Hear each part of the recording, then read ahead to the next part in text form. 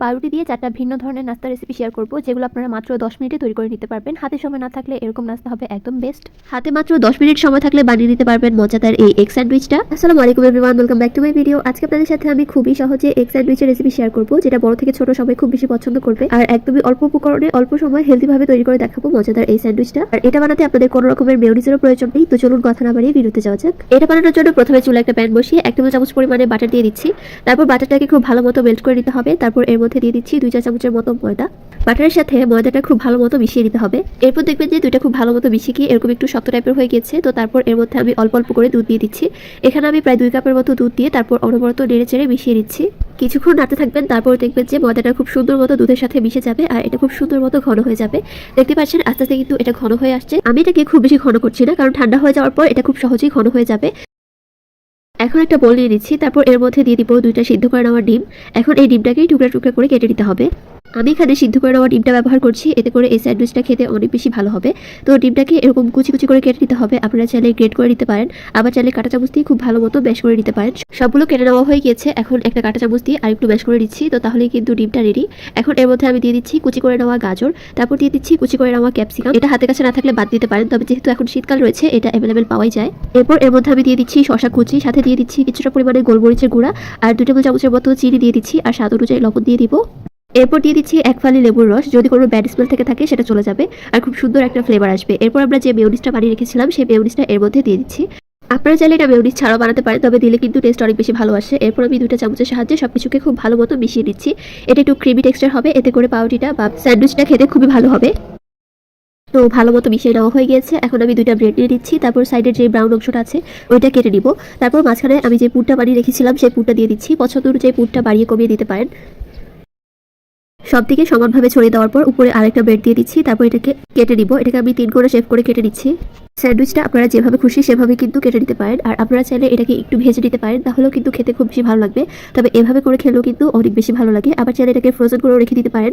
আসসালামু আলাইকুম everyone, welcome back to my video. আমার আজকের রেসিপি হচ্ছে মাত্র 10 মিনিটে তৈরি সকালের জন্য ঝটপট নাস্তা। যারা বেশিরভাগ সময় ব্যস্ত থাকেন তাদের জন্য কিন্তু একদম বেস্ট একটা নাস্তা হবে এটা। পাউরুটি আর ডিম সবসময় আমাদের হাতের কাছে থাকে, সময় বাঁচিয়ে অল্প কিছু উপকরণে আপনারাই বানিয়ে নিতে পারবেন এই মজাদার নাস্তাটা। আর এটা খেতেও কিন্তু অনেক বেশি মজার হয়ে থাকে, বাচ্চা থেকে বড় সবাই খুব বেশি পছন্দ করবে আর অনেক বেশি হেলদিও হয়ে থাকে এটা। তো চলুন কথা না বাড়িয়ে ভিডিওতে যাওয়া যাক। এটা বানানোর জন্য প্রথমে আমি 5 পিস পাউরুটি নিয়ে নিচ্ছি। তারপর পাউরুটিটাকে আমি এরকম টুকরা টুকরা করে কেটে নিব। প্রথমে মাঝখান থেকে কেটে তারপর এগুলোকে এরকম ছোট ছোট কিউব করে কেটে নিতে হবে।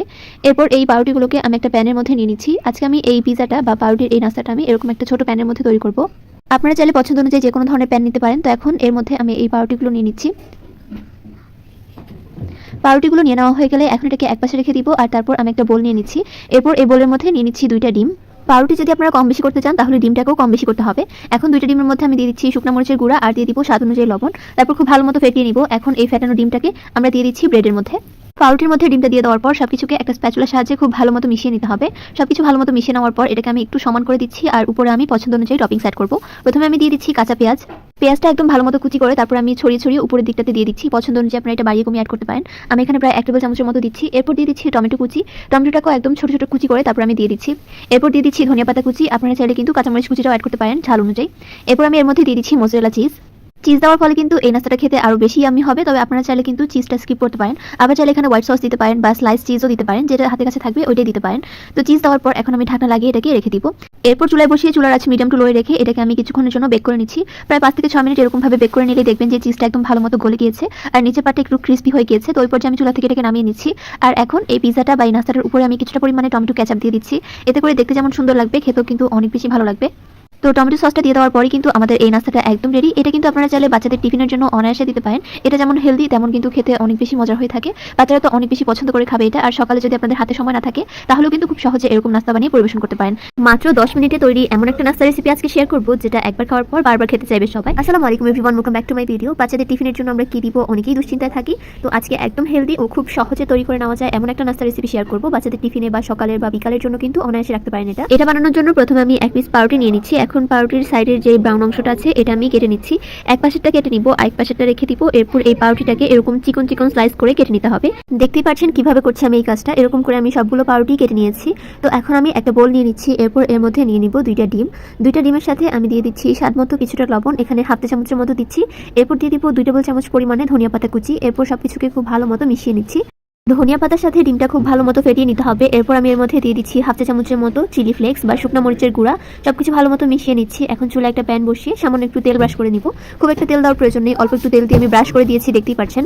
এরপর তেলটা যখন হালকা গরম হয়ে যাবে তখন আমি এক পিস করে পাউরুটি এরকম লম্বাটে ভাবে দিয়ে দিব। এরপর যে মাঝখানের অংশগুলো ফাঁকা রেখেছিলাম ওগুলোর মধ্যে ডিমটা দিয়ে দিচ্ছি। ফেটিয়ে রাখা ডিমটা একটু একটু করে দিয়ে দেওয়ার পর দেখতেই পাচ্ছেন সব সাইড দিয়ে কিন্তু এগুলো ছড়িয়ে যাচ্ছে। পাউরুটি থেকে যাতে বাইরে না যায় ওই ব্যাপারটা খেয়াল রাখতে হবে। তো দেখতেই পাচ্ছেন লম্বাটে ভাবে দিয়ে দেওয়ার পর এটা আস্তে আস্তে কিন্তু খুব সুন্দর মতো ভাজা হয়ে যাচ্ছে। তো আমি পাউরুটির উপর দিয়েও কিছুটা পরিমাণে ডিমের ব্যাটার দিয়ে দিচ্ছি। আর চুলার আঁচটা কিন্তু অবশ্যই মিডিয়াম টু লো রেখে তারপর এগুলোকে ভেজে নিতে হবে। তো দেখতেই পাচ্ছেন এখন ওই পাশটা হয়ে যাওয়ার পর একটা ছাঁকনি দিয়ে আমি এটাকে উল্টিয়ে নিচ্ছি। কত সুন্দর একটা কালার এসেছে দেখেই বুঝতে পারছেন। এখন পরে পিঠটা হতে থাকবে। এরপর আমি এর মধ্যে দিয়ে দিচ্ছি টমেটোর কেচাপ। টমেটো সসটা দিয়ে দেওয়ার পর একটা চামচের সাহায্যে সব সাইড দিয়ে খুব ভালো মতো সমানভাবে ছড়িয়ে দিচ্ছি। এতে করে এই নাস্তাটা খেতে আরও বেশি মজার হবে। এরপর আমি এর মধ্যে দিয়ে দিচ্ছি হালাপিনো বা ক্যাপসিকাম। আপনারা চাইলে এখানে যে কোনো ধরনের সবজি ব্যবহার করতে পারেন। এখানে আমি দিয়ে দিচ্ছি আরও কিছুটা টমেটো কুচি, সাথে দিয়ে দিব কিছুটা পরিমাণে পেঁয়াজ কুচি আর দিয়ে দিচ্ছি কাঁচামরিচ কুচি। টেস্ট আরও বেশি বাড়ানোর জন্য আপনারা চাইলে এখানে চিজ বা মেয়োনিজ অ্যাড করতে পারেন। তো এগুলো দেওয়ার পর এখন আমি এটাকে রোল করে নিচ্ছি। একটা ছাঁকনি দিয়ে আমি এটাকে রোল করে নিচ্ছি। দেখতে পাচ্ছেন কত সহজে করে নেওয়া যাচ্ছে। এরপর এটাকে এপিট ওপিট করে কিছুক্ষণ একটু ভেজে নিচ্ছি। এতে করে এটা ক্রিস্পি হয়ে যাবে আর খেতে অসম্ভব মজাদার হবে। তো দেখতেই পাচ্ছেন এই রোলটা কিন্তু একদম রেডি। এখন আমি এটাকে চুলা থেকে নামিয়ে নিচ্ছি। এরপর প্লেটের উপরে কিছুটা পরিমাণে টমেটো সস দিয়ে রেখে আমি ডেকোরেশন করে নিয়েছি। দেখতেই তো পাচ্ছেন এটা কত বেশি লোভনীয় হয়েছে। এভাবে বাচ্চাদের সামনে দিলে সবাই খুব বেশি পছন্দ করে খাবে। কোনো রকমের পিজা ডো তৈরি করার ঝামেলা ছাড়াই আজকে তৈরি করে দেখাবো পাউরুটি দিয়ে পিজা। আসসালামু আলাইকুম everyone, welcome back to my video. আজকে আপনাদের সাথে আমি ব্রেড পিজা রেসিপি শেয়ার করব মাত্র অল্প কিছু উপকরণে। আর এটা তৈরি করতে আপনাদের 10 মিনিটেরও কম সময় লাগবে, এত সহজে আজকে শেয়ার করব। তো চলুন সহজ এই নাস্তার রেসিপিটা আপনাদের সাথে শেয়ার করি। এটা বানানোর জন্য প্রথমে একটা বোলের মধ্যে নিয়ে নিচ্ছি দুইটা ডিমের সাথে আমি দিয়ে দিচ্ছি হাফ চা চামচের মতো লবণ আর 1 চা চামচ শুকনো মরিচের গুঁড়া বা চিলি ফ্লেক্স। এরপর সবকিছুকে খুব ভালো মতো মিশিয়ে একটু ফেটিয়ে নিতে হবে। এরপর আমি নিয়ে নিচ্ছি পাউরুটি। প্রথমে একটা স্লাইস পাউরুটির মধ্যে আমি ছুরি দিয়ে কেটে এটাকে 3 কোণা শেপ করে নিচ্ছি। কিভাবে করছি আপনারা দেখেই বুঝতে পারছেন। আর যে অংশ পাউরুটিগুলো বেঁচে যাচ্ছে ওগুলো কিন্তু আপনারা আরেকটা কাজে ব্যবহার করতে পারবেন বা ব্রেড ক্রাম্বস বানিয়ে নিতে পারবেন। তো দেখতেই পাচ্ছেন সেম ভাবে আমি সবগুলো পাউরুটিকে এরকম কোণে শেপ করে কেটে নেওয়ার পর এগুলোকে রাউন্ড করে দিচ্ছি। আর এটা কিন্তু একটা পিজার শেপ হয়ে গিয়েছে।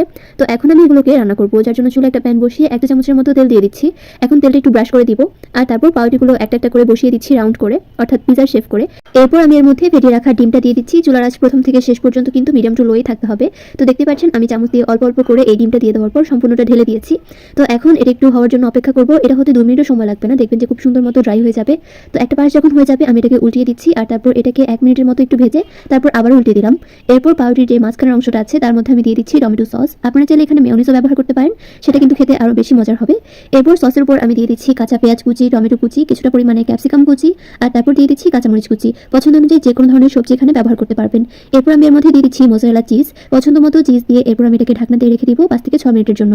আর তারপরে দেখবেন যে চিজটা একদম ভালো মতো মেল্ট হয়ে যাবে। তো দেখতেই পাচ্ছেন চিজটা কিন্তু একদম মেল্ট হয়ে গেছে। তো এখন এটাকে আমি চুলা থেকে নামিয়ে নিচ্ছি আর তারপর একটা প্লেটের মধ্যে সার্ভ করে নিচ্ছি। কতটা পরিমাণে লোভনীয় হয়েছে এই পিজাটা আপনারা দেখেই বুঝতে পারছেন। বাচ্চারা কিন্তু হুটহাট পিজা খাওয়ার বায়না ধরে। তো আপনারা কিন্তু চাইলে খুব সহজে এরকম ঝটপট পিজা বানিয়ে পরিবেশন করতে পারেন। এটা কিন্তু বাহিরের তুলনায় অনেক বেশি স্বাস্থ্যকর হবে। আর চাইলে বাচ্চাদের টিফিনে অনায়াসে রাখতে পারেন, সকালে বা বিকালে নাস্তার জন্য কিন্তু রাখতে পারেন। অনেকগুলো অপশন রয়েছে। তো আমি আশা করবো আমার আজকের এই ভিডিওটি আপনাদের কাছে অনেক বেশি ভালো লেগেছে আর এটা দেখে আপনারা অনেকেই উপকৃত হয়েছেন। তো আমার আজকের এই ভিডিওটি ছিল এই পর্যন্ত। ভিডিওটি কেমন লেগেছে অবশ্যই কমেন্টের মাধ্যমে জানাবেন। ভালো লাগলে চ্যানেলটি সাবস্ক্রাইব করে পাশেই থাকবেন। দেখা হবে পরবর্তী কোনো ভিডিওতে। আল্লাহ হাফেজ।